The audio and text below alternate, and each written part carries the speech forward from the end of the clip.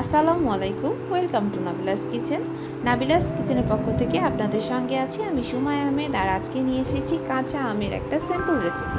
এখন যেহেতু কাঁচা আমের সময় যাচ্ছে, আর এই সময় কাঁচা আমটা হচ্ছে টক রান্না করে ভাতের সাথে খেতে খুবই পছন্দ, এবং আমরা অনেক পছন্দ করি, কিন্তু খুব সহজভাবে রান্না করব। আজকে আমি যেভাবে রান্না করি আপনাদের সাথে শেয়ার করব।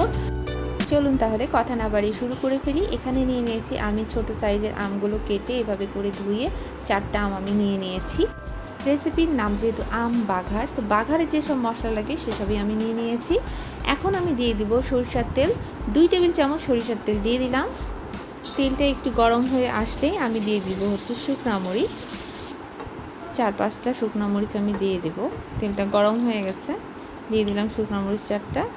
আর দিচ্ছি 2 টেবিল চামচ মতন রসুন কুচি করে রেখেছি, থেঁতা করে রেখেছি, দিয়ে দিলাম।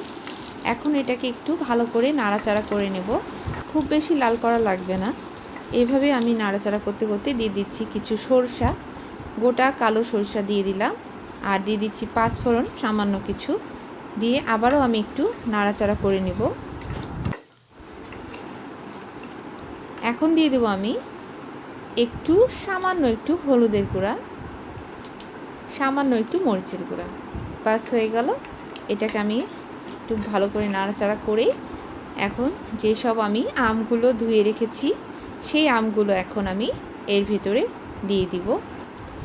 আর কোনো মশলাই আমি দিব না, হয়ে গেল কিন্তু আমাদের মশলা এখানেই শেষ।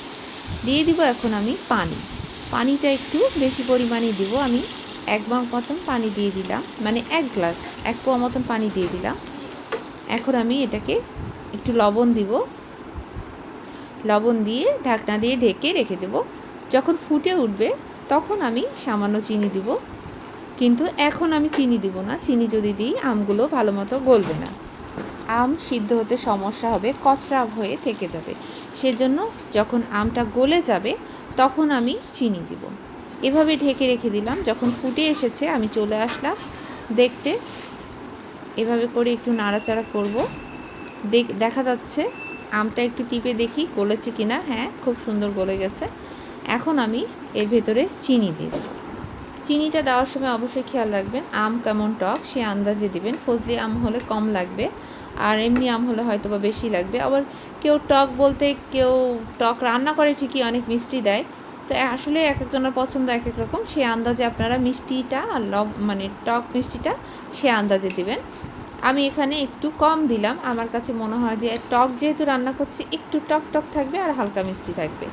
আর 1 মিনিট মতন চুলায় থাকবে, নামিয়ে নিব। খুব বেশি নাড়াচাড়া করব না, তাহলে গলে ঘ্যাটটা হয়ে যাবে। আমি চাচ্ছি যে গোটাই থাকবে, আমি কিন্তু এভাবেই রাখতে পছন্দ করি।